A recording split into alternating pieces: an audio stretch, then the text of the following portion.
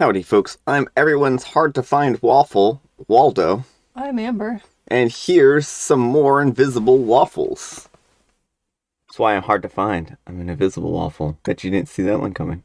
Alright, folks. Our first letter is titled, Am I a Jerk for Faking a Work Emergency to Get Out of a Wedding? I'm a 28-year-old female, and I've been with my boyfriend, a 29-year-old male, for about 8 months. Last weekend, 2 friends of his were getting married. He's from Scotland, and we all live south of England, so I haven't met any of those friends yet. Originally, the wedding was in early 2020, obviously, and COVID postponed it. And then, due to the death in the groom's family, it only happened last Saturday. When the original invite went out, my boyfriend was dating someone else for about 2 years, and he RSVP'd a +1. When the new date was decided, they didn't send out any new invites, because it was too expensive, just a text or email with the new date and time. When my boyfriend asked me to attend, I foolishly didn't think to ask if the bride knew that I was coming because he assured me that he had a +1. Well, on Friday, we get to the pre-wedding reception, and when we get to the bride and groom, immediately I realize the issue. The bride is shocked my boyfriend has brought someone. When my boyfriend said that he had RSVP'd a +1, the bride said yes, but that had been when you were dating your ex. We walked away, and suddenly I can hear the bride panicking and saying, "We don't have enough seats or food." She starts crying, and I feel awful. She spends the next 2 hours crying in the corner, being consoled by her maid of honor that she didn't need the extra stress. The groom said that it was fine, but obviously was very uncomfortable. So I faked a call, and then I came back and I claimed that I had a work emergency. I said that I had to leave ASAP. I apologized to the groom and bride, who stopped crying long enough to say it was lovely to meet me. I then got a taxi and a train home. When my boyfriend got back Monday, he asked me about the emergency, and I explained that I had lied so that the bride didn't have to have the stress about me being there, and he gets livid. He calls me a jerk and says that not only did I leave him on his own all weekend, but all his friends thought that I prioritized work over the wedding and that I made a horrible impression. I thought that I was helping the situation by not being there and stressing out the wedding party. I said that the work emergency because for a family emergency, my boyfriend would have felt obligated to come with me, and I wanted him to stay and enjoy the wedding. Alright, folks, what do you think? Jerk or not the jerk?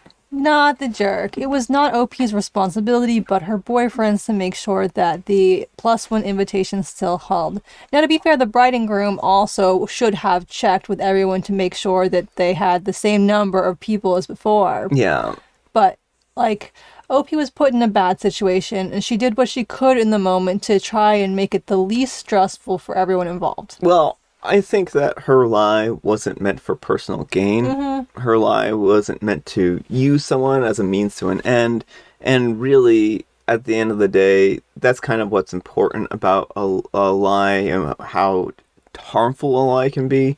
And certainly I understand the boyfriend feeling upset that OP might have left a bad impression, especially if he's like really, really close to all these people. But there again, like if he's really, really close to all these people, why has OP only met them now, right? Well, and why couldn't he have checked with them and done any of the groundwork beforehand? Yeah.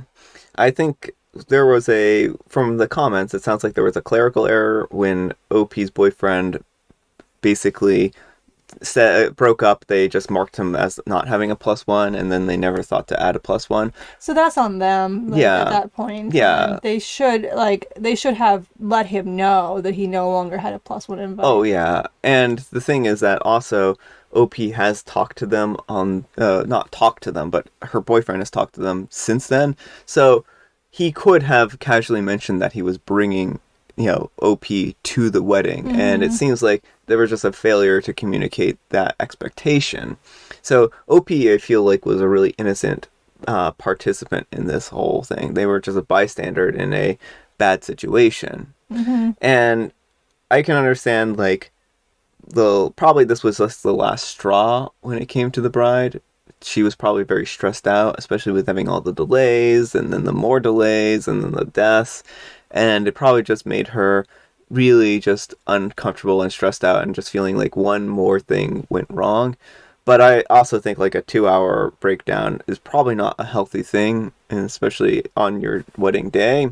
Yeah, if you're getting that stressed about things, like, that's the point at which we really put way too much emphasis on the wedding being perfect, and like that's the point to step back and reevaluate.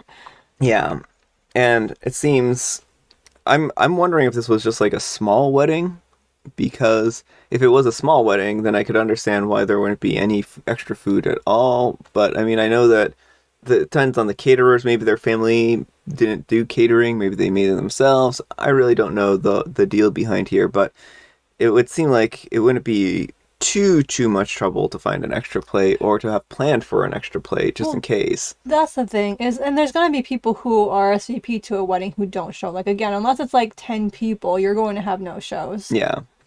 Well, and that's why I'm wondering if it was a really small wedding, because if it was like, 10 or 20 people, then OP might have been expecting all of them to show up. And if they did all show up, then there wouldn't have been an extra plate.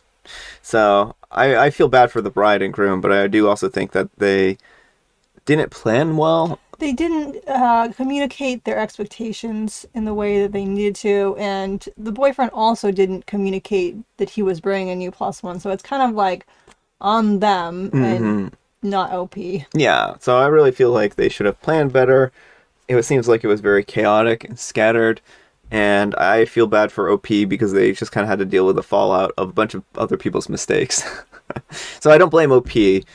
Maybe it would have been okay to like talk to him and try to work out an excuse for them to leave, but it sounds like the boyfriend probably wouldn't have wanted OP to leave either. So who wants to be at a wedding where you're not welcome? And I think that's really the important thing here is like OP was not welcome at that wedding, and she did not want to stick around where she was not welcome. So anyhow, take care and good luck. And Pixie 1947 says, "What is this mess?" And OP replies, "Sorry if the phone formatting is terrible. I'm on my phone. Sorry if the formatting is terrible. I'm on my phone." And Pixie 1947 says, "Your formatting is fine. Don't worry about that. Why are you with a person who doesn't respect you after 8 months to at least mention you to the bride and groom?" And OP replies, "They knew about me. It basically seemed like an admin issue. The original RSVP was with his ex. It gets postponed, and they're planning a wedding again, and my boyfriend and his ex have broken up, so his +1, unbeknownst to him, was deleted and removed from the list, as they assume that he hasn't got someone else, and when the new date comes, I am dating him, and he assumed that he still had a +1, and the original, with the original RSVP he replied with." So, just sounds like very, very poor planning. And Blue Book 2000 says, "Seriously, the bride was overreacting, but the boyfriend was a huge jerk to the bride, especially to OP." And Bright Orange Flower says, "Yeah, I can agree that she was overreacting for 2 hours of crying and being comforted by a sudden unexpected guest affected the plans and might have been the final straw for the stressful situation." And Miss Finch 87 says, "Yes, not uncommon thing right before the wedding, especially if the wedding planning process has already been stressful, which sounds like it was with multiple days. It's usually not a big deal what happens, but rather the final straw and all the emotions that come out with it." Immediate and Shanada says, "Fork theory, the stabby cousin of spoon theory. You can deal with lots of little forks or a small number of big forks, but or a mix of both. Either way, you'll eventually reach the stick a fork in me, I'm done point. And just one more tiny poke sends you over the edge." So I thought that the fork theory thing was interesting. All right, folks, it is tea time. Grab your beverages of choice. I've got some coffee for the Saturday morning special. Amber's got a joke, and that's what she drinks every morning. Why aren't cats good dancers? Well, cats aren't good dancers because they're freaking amazing dancers. Have you ever seen a cat do the ballet? I have. I was very impressed. I like your answer. The answer is because they have 2 left feet, but I like your answer. That's the reason? Yeah, I mean, I guess they do have 2 left feet. That makes sense.